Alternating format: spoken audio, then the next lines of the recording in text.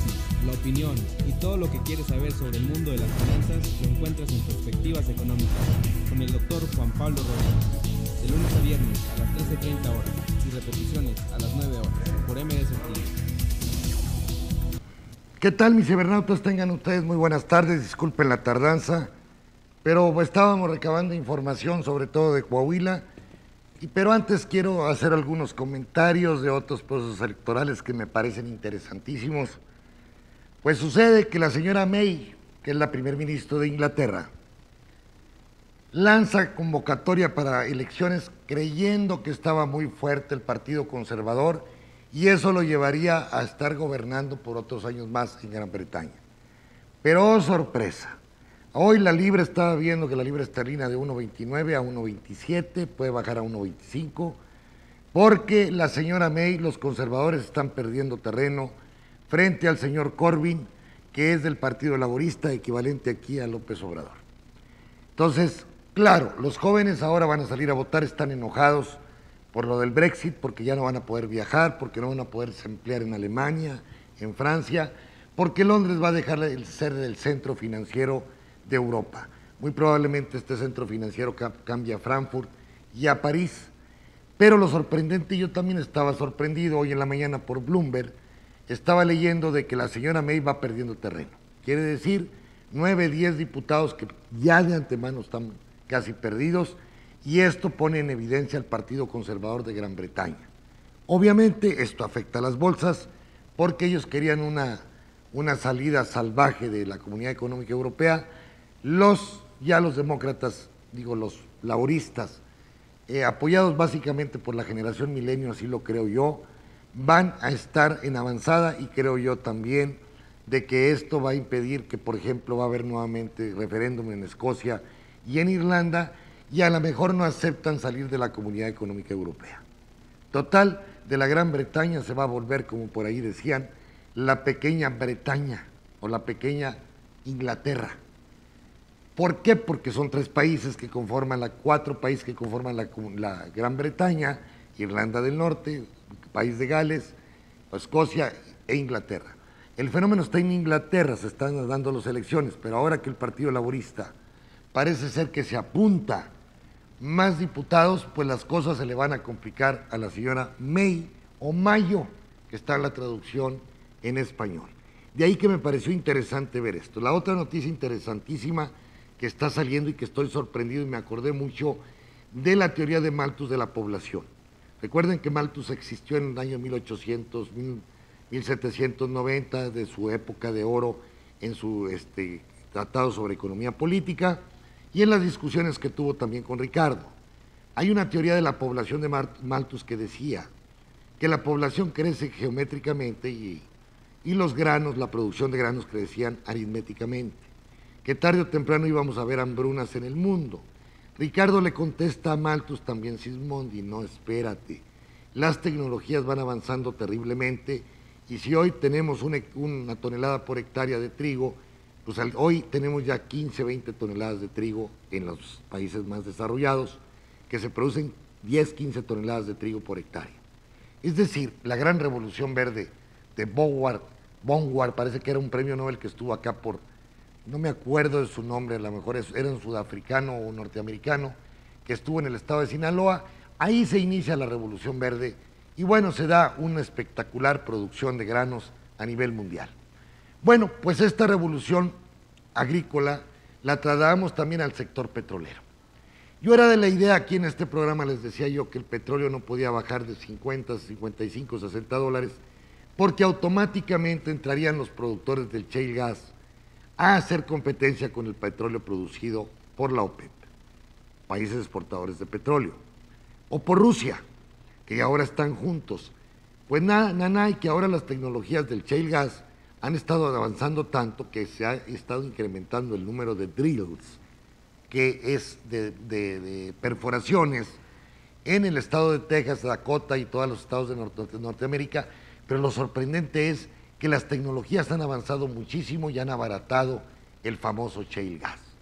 A tal punto que actualmente algunos productores, si ustedes bajan el petróleo de 50 a 40 dólares, van a seguir produciendo. y esto es muy grave para los países exportadores de petróleo, Venezuela, que trae grandes problemas por falta de dinero, y en el caso muy concreto de Rusia. Pero otra sorpresa, sucede que también los ingenieros petroleros o geólogos, que son los técnicos petroleros, que siempre es la raza de abajo, la que está haciendo implementaciones tecnológicas, han generado nuevas tecnologías para la perforación profunda, a tal punto de que se cree que ya el petróleo a 50, 40, 50 dólares es negocio perforándolo en el Golfo de México. De ahí, señores, de que nos esperan 20, 30 años, esta es la conclusión que yo saco después de ver estos artículos de Bloomberg, del New York Times, del caso de The Economist de Londres, donde el petróleo no va a subir arriba de 50, 55 dólares. Claro, México, ¿qué le puede importar si cada día ya produce menos de 2 millones de barriles? En la época de Fox, con este idiota, producíamos 3 millones de barriles. Fuimos disminuyendo porque venden Pemex, venden sus tecnologías, venden las áreas de producción, como actualmente los campos de producción están vendiendo. Y claro, México se beneficia por la importación de gasolinas, va a bajar 3 centavos la gasolina, porque también en el proceso de la gasolina, pues hay abaratamiento. En Estados Unidos hay 150 petroquímicas, o más bien fábricas que producen gasolina, que procesan petróleo a gasolina, y en este caso en México tenemos 3 y mal utilizadas. Entonces, muy probablemente es que en los próximos años vayamos, claro, si gana el PG, se van a hacer 2 o 3 más petroquímicas. Si gana Andrés Manuel, júrenlo ustedes de que vamos a tratar de tener una autosuficiencia en la producción de gasolinas en México y de diésel. Pero en el caso muy concreto de las tecnologías, que es lo que estoy hablando en este momento, estamos viendo una dinámica tremenda en los famosos rigs, en las perforaciones, el drill también, que ellos le llaman para el sacado, pues es lo que es el conjunto de la perforación, y esto está provocando que el petróleo baje a nivel mundial. Igualmente la producción de las arenas petrolíferas de Canadá, de Alberta, por eso se hizo el Yellowstone, se hizo el nuevo gasoducto, no sé, ahorita se me fue el nombre, que va desde Alberta hasta Houston. Y esto implica que ahí el petróleo cuesta 40 dólares el barril, o 35, y pueden venderlo en 40, 45. En los países desarrollados tener un 10, 20% de utilidad es muchísimo, porque las tasas de interés son 0, es el 1. Entonces ganar un 8% pues es ganar un poco más que en bolsa. Entonces vamos a tener un mundo lleno de petróleo en estos próximos 15 o 20 años. Me acuerdo que Porfirio Muñoz Ledo decía que el petróleo en 60 años iba a terminar. Era la opinión de Malthus con respecto al grano, hoy era la opinión de Porfirio y de otros que nos fuimos con la finta, y vemos que las tecnologías van avanzando terriblemente, y esto va a provocar un abaratamiento del petróleo, de los energéticos, pues que provienen como el gas, el petróleo, de los fósiles que nosotros conocemos. ¿Que son muy contaminantes? Sí, pero finalmente pues va a haber sobreoferta. Y a todo esto hay que agregar que ya el idiota de Trump, y a lo mejor no es tan idiota, perdón, me equivoqué por la expresión, pero Trump dice, bueno, si nosotros tenemos 700,000 barriles o no sé cuántos barriles en sus cavernas que están ubicadas en Texas y que están ubicadas en Georgia, bueno, dice, ¿para qué tenemos tanto petróleo en reserva? Mejor vamos a venderlo para hacer carreteras, para hacer el muro, y ahí empieza la maña de Trump. ¿Para qué tenemos tantas reservas? Y con lo del shale gas y las arenas de Canadá, que somos hermanos comercialmente, pues no plantearía problemas de abastecimiento para Estados Unidos. Estas reservas fueron creadas en Georgia y en Texas durante los años 70, a mí me tocó vivir, que Europa se apagaban las luces de todas las ciudades de París, de Londres, porque no había suficiente, o había petróleo, pero a un precio de 23 dólares, imagínense. De 2 dólares pasó a 23. Y entonces esto desquició las economías del primer mundo. Hoy el petróleo estamos hablando que vale 50 dólares. Claro, de los años 70 al 2017 ha habido un proceso inflacionario, pero en términos reales ya nos empezamos a parecer mucho a los 5 dólares o 10 dólares que valía antes de la crisis petrolera de 1974. Entonces, las tecnologías han avanzado tremendamente. ¿Y quiénes son los beneficiarios? China, India porque son países que importan grandes cantidades de petróleo y que les va a permitir tener un desarrollo más acelerado debido a que es una materia prima, un commodity que ellos importan de todo el mundo. Hablo principalmente de Irán, de los países del Golfo Pérsico e India igualmente. Entonces van a verse, Japón también se va a ver, y Europa.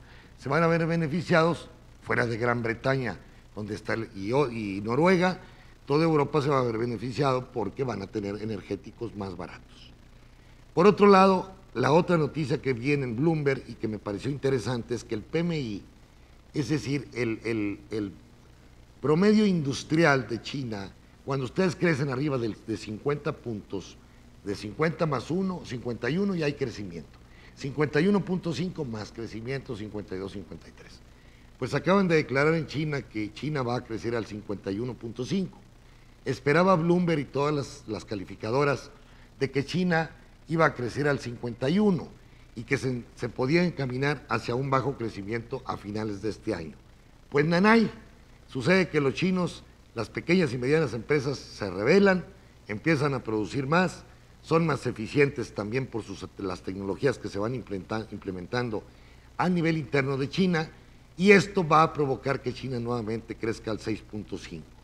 Nosotros como país creceremos al 2%, aunque los expertos entre comillas, Hacienda, Bancomer, Banorte dijeron que el 1.8, no, yo dije que el 2.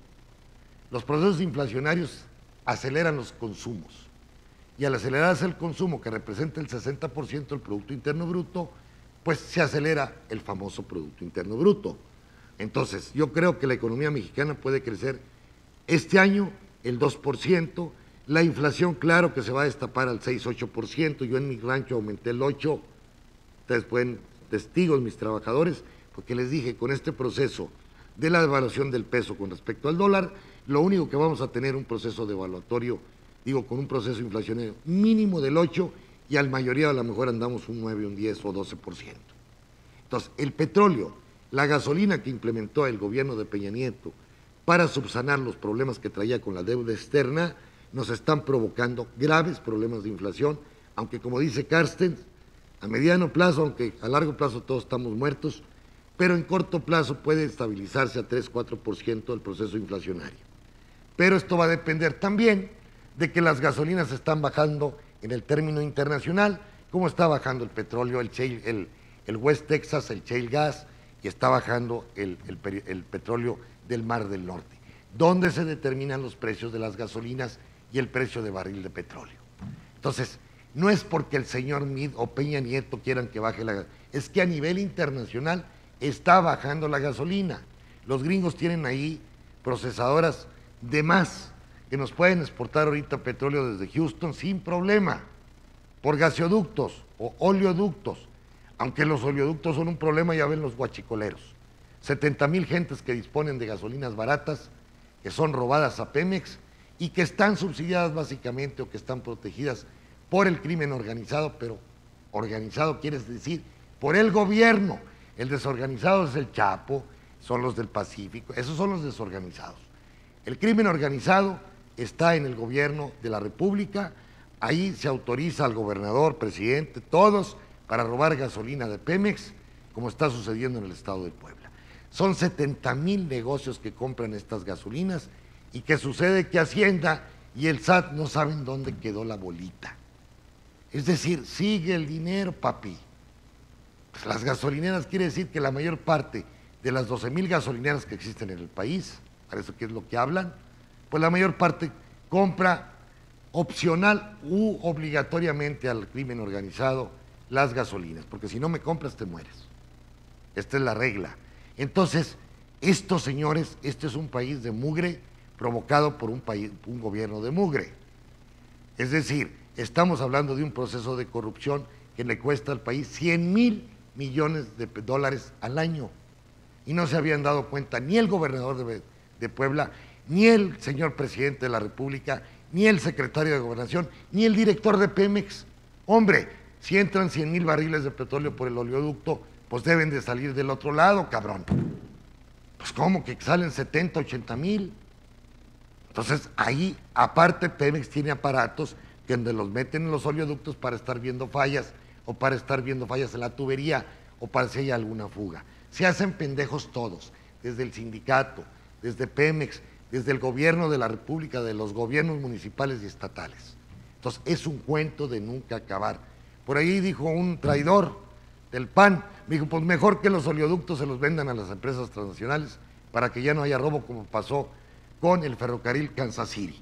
Cuando eran ferrocarriles nacionales de México, todos los gobiernos estaban de acuerdo, robaban lo que querían, a ferrocarril nomás pasaron a propiedad de los gringos y ahora nadie roba.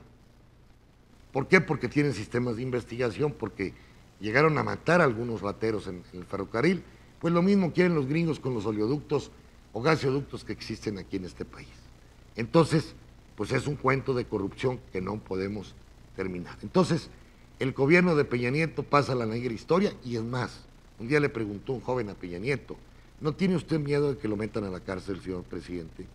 Porque hay muchas omisiones, lo de la Casa Blanca, lo de ahora de los contratos de Toluca. Ayer estuvo Andrés Manuel hablando que le dieron a OHL un nuevo contrato, cuando OHL había extorsionado con el segundo piso al Estado de México y al Distrito Federal.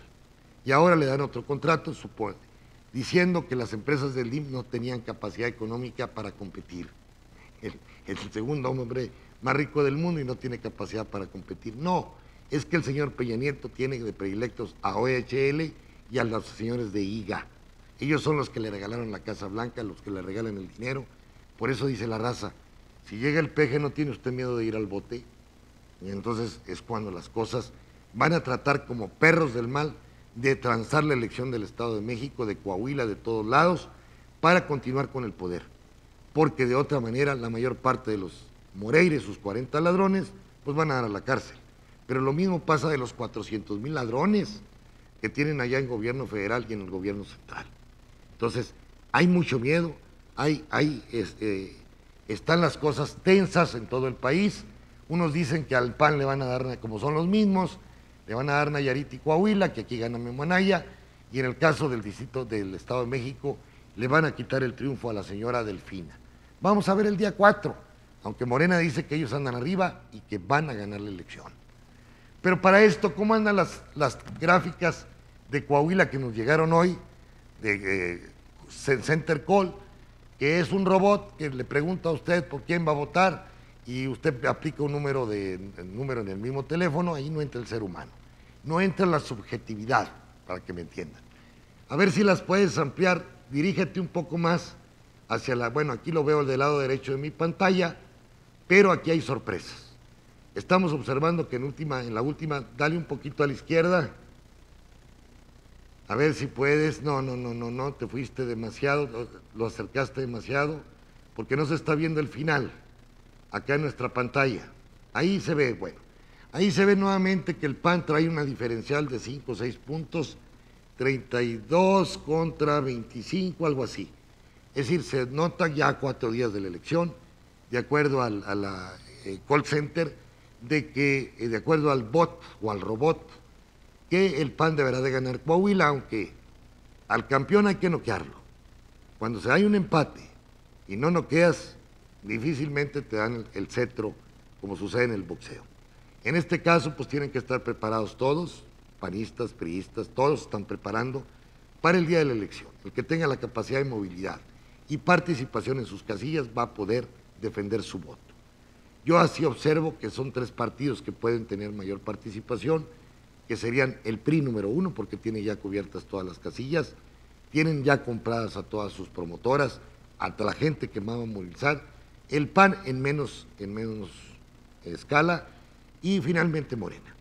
El que de los fuertes que tenemos también es Guerrero, que todavía no completaba el número de casillas, es decir, casillas representadas para el candidato independiente, pero aquí hay una sorpresa. En la última elección, en la última encuesta, observamos que el señor Guerrero se trepa 3 puntos arriba del señor Guadiana Tijerina, de Armando Guadiana, de Morena.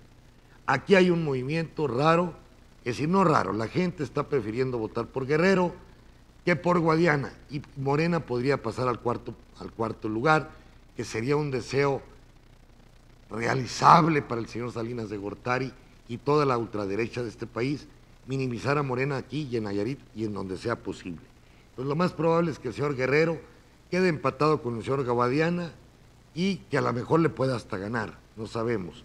Pero lo que sí es definitivo es que el número de indecisos está bajando ya terriblemente, es decir, los que no habían definido su voto, y creemos que para el día de la elección, pues ya no va a haber indefiniciones. Aquí hay dos posibilidades, el voto útil que yo comentaba la vez pasada. Mucha gente dice, yo voy a votar, por ejemplo, por el PAN porque es el único que le puede ganar al PRI, quiero que se vayan los Moreira. Yo quiero votar por Guerrero porque es una gente que demostró lo que ustedes quieren. O yo quiero votar por el ingeniero Guadiana, que se me haría el gobierno más honesto y que no es equivalente al PAN y al PRI. Los otros tres dependen del PAN y el PRI. Pero la posibilidad de que se pueda alcanzar a los dos grandes es ya imposible. Es decir, así se juntan Guerrero y Guadiana, no va a ser posible que puedan ser competitivos en la cúpula, entre los tres grandes. De ahí que lo único que les pido a ustedes, ya se los había comentado la vez pasada, jóvenes, no sean pendejos, nos han tratado la de Denise Dresden, Broso nos tratan a Coahuila como la gente de más pendeja de la República, es la gente de los pendejos, dicen de Coahuila. Vamos a quitarnos este estigma, porque dice Denise Dresden, la estuve escuchando, echándole yo a los Moreira y a sus corrupciones y me estaban chiflando. Dice, no es posible. Entonces hay una incultura, y lo vemos en la Universidad Autónoma de Coahuila, parece un cementerio. Ahí nadie habla, nadie se mueve, nadie critica. Es de las universidades más malas de la República. La gente es apolítica, o más bien aculturizada. No tienen conciencia política en la Universidad Autónoma de Coahuila. Saquen la casta, jóvenes de la Narro, de Coahuila, de los TECs, vayan a votar todos, que no voten por ustedes. Que bueno, ¿qué voto? Miren, con que vayan a votar, joder, ya me conformo. Segundo, pues tengan un voto inteligente. Recordemos que no hay que dejarle las manos libres a ningún gobernador. Ya lo vimos con experiencia con Humberto Moreira y con Rubén Moreira. De cero deuda, hoy Coahuila, creo yo, debe más de 45,000 millones de deuda, y las pensiones que están quebradas, se acerca su deuda a 65,000 millones. Así es que a todos los maestros que apoyaron a Humberto, que apoyaron a Rubén, van a pagar con creces, van a pagar con sangre esos apoyos que le hicieron a estos corruptos. ¿Por qué? Porque muchos de ellos, en lugar de tener una pensión de 30,000 pesos, no va a llegar a 10, 15,000 pesos. Muchos de ellos que tenían servicio médico y medicinas gratuitas, hoy ni medicinas hay. Entonces muchos van a morir por falta de asistencia médica. Pero ¿quién fue el culpable? Pues ellos mismos soportaron a Carlos Moreira. Me decía un profesor que de 75 millones que se deben al fondo de pensiones, al fondo de hospitales, perdón, de la sección 38, el señor Carlos Moreira lo subió a 1,500 millones. ¿Quiénes son los culpables? La ciudadanía y hoy no, los pendejos de los maestros que permitieron que Carlos Moreira, que Álvaro Moreira, que Rubén Moreira, que Humberto Moreira gobernara este estado. Gente corrupta, gente que no tiene vergüenza y gente que no tiene principios. De ahí que jóvenes, a salir a votar, no se me apendejen, no sean pendejos, el que no va a votar es que es muy pendejo. Entonces, saludos, nos vemos el próximo viernes, va a estar así medio tenso, porque pues ya están todos preparándose para la gran final. Miren, van a haber mucha gente de acarreos, de lana para el cierre de campaña, como tuvo Ceguera, que aprovechó allá en Ramos Arizpe el mercado sobre ruedas, llevó 2 conjuntos. Oye, qué chingón eso, Ceguera, tiene mucha gente, pero es como si yo hago un cierre de campaña en la Plaza de Arteaga y meto 2 conjuntos. Qué chingón es Juan Pablo, tiene 20,000 gentes ahí. Pues no son gentes que van a comprar, no son reales. Segundo, los cierres de campaña muchas veces dependen del dinero. Acarréame gente de uno y de otro lado, para que se vea mucho, para que impacte en el deseo del voto. Ya es muy difícil, se los digo de antemano, que la gente cambie el voto viendo los cierres de campaña. Ya el voto está muy definido. Si todo sigue normal, creemos nosotros que a lo mejor el Partido Acción Nacional pueda tener el triunfo en Coahuila. No lo sabemos, porque la estructura priista va a operar ese día acarreando gente, comprando gente. ¿Y cuál es la dimensional de la estructura? No lo sabemos. De ahí que la mejor forma de evitar que haya alguna tranza, que haya una manipulación, de que el día de mañana no se estén quejando como los jóvenes de Gran Bretaña, de Inglaterra, que ahora con lo del Brexit. Ustedes del milenio salgan a votar, no se apendejen. ¿Por qué? Porque si ustedes no salen a votar, van a ser culpables de que esta cosa no cambie y que todo permanezca igual. Aunque nada me indica que en el caso de la llegada de Acción Nacional puedan haber muchos cambios, es el gatopardismo de Visconti, acuérdense, vean esa película que se llama El Gato Pardo, es decir, decía el conde de Sicilia, necesitamos que esto cambie para que todo permanezca igual.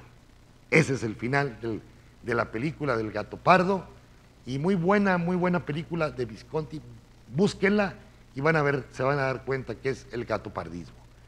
Hoy estoy leyendo un libro, bueno, se escribió en 1565, pero sigue siendo un libro de actualidad. Se llama La Utopía de Tomás Moro, obispo de Inglaterra que fue ejecutado por Enrique VIII por oponerse al divorcio con Catalina, la hija de los reyes de España, para casarse con Ana Bolena. Pero nadie, ni Juan Pablo II, que era un reaccionario, supo valorar a Tomás Moro por su gran obra que se llamaba La Utopía de Tomás Moro. Entonces estoy muy contento porque también estoy leyendo un libro de Max Weber, La ética del protestantismo, es donde nos dice por qué los países más ricos del mundo son protestantes y los más subdesarrollados son católicos. Y ahí viene un principio de San Agustín, de Moro, de otros, donde decían que hacer riqueza era un pecado, mientras que para el protestantismo el hacer riqueza es una virtud.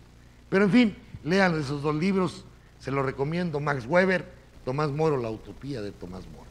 Yo lo estoy releyendo, lo leí cuando estaba en la Universidad de México, en Economía, y ahora estoy fascinado leyendo nuevamente este libro del gran Tomás Moro. Gracias por su presencia y nos vemos el próximo viernes. Hasta pronto. El análisis, la opinión y todo lo que quieres saber sobre el mundo de las finanzas lo encuentras en Perspectivas Económicas con el doctor Juan Pablo Rojas, de lunes a viernes a las 13:30 horas y repeticiones a las 9 horas por MD Saltillo.